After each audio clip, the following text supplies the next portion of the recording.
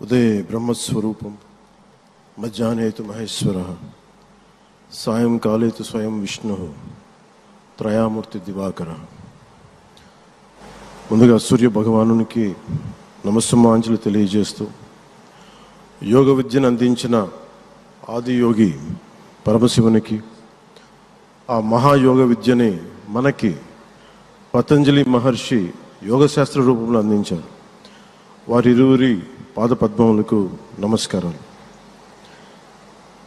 మన యోగ విశిష్టతను, గొప్పదనాన్ని ఋగ్వేదంలో ఉన్న మహానుభావులు తెలియజేస్తే దానిని ప్రపంచవ్యాపితం చేసిన దార్శనికులు మాత్రం గౌరవ ప్రధానమంత్రి శ్రీ నరేంద్ర మోదీ గారు.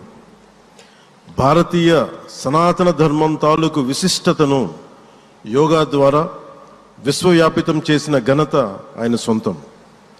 యోగా సాధకులు ఎంతటి దృఢచిత్తాన్ని కలిగి ఉంటారు, ఒత్తిడి జయించి సంకల్ప సాధకులుగా ఎలా నిలబడతారన్న దానికి కూడా మన గౌరవ ప్రధాని శ్రీ మోదీజీ గారు నిలువెత్తు ఉదాహరణ.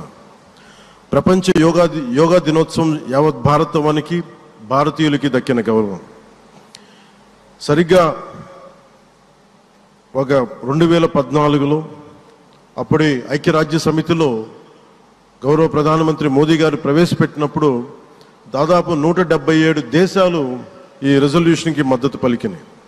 ఇంతమంది మద్దతుని కూడగట్టగలిగి ఈ రోజున మనకి 2015 నుంచి యోగా దినోత్సవం ప్రారంభమైంది. ఈ రోజున గౌరవ ప్రధానమంత్రి మోదీజీ గారి పిలుపు మేరకు మనం మొదట విశాఖ 11వ యోగా దినోత్సవ సంబరాలకు వేదిక అయింది. శ్రీ మోదీజీ గారి సమక్షంలో గౌరవ ముఖ్యమంత్రి వర్యులు శ్రీ చంద్రబాబు నాయుడు గారి కృషితో ప్రపంచ రికార్డుకు వేదికగా నిలిచింది.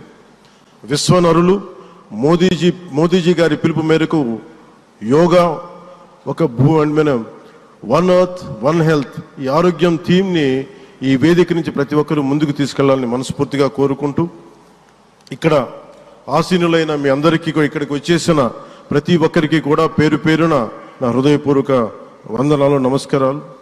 అలాగే గౌరవనీయులైన గవర్నర్ గారి శ్రీ అబ్దుల్ నజీర్ జీ గారికి, గౌరవ ముఖ్యమంత్రి శ్రీ నారా చంద్రబాబు నాయుడు గారికి, civil aviation minister Kinjarapu Rammohan Naidu గారికి, అలాగే మనకి Ayush minister of state independent charge Shri Prataprao Jadhav గారికి, అలాగే వేదిక పైన ఉన్న ప్రతి ఒక్కరికి, గౌరవ కేంద్ర మంత్రివర్యులకి, రాష్ట్ర మంత్రివర్యులకి, ప్రతి ఒక్కరికి పేరు పేరున ధన్యవాదాలు తెలియజేసుకుంటూ సెలవు తీసుకున్నాను. జై భారత్, జై హింద్.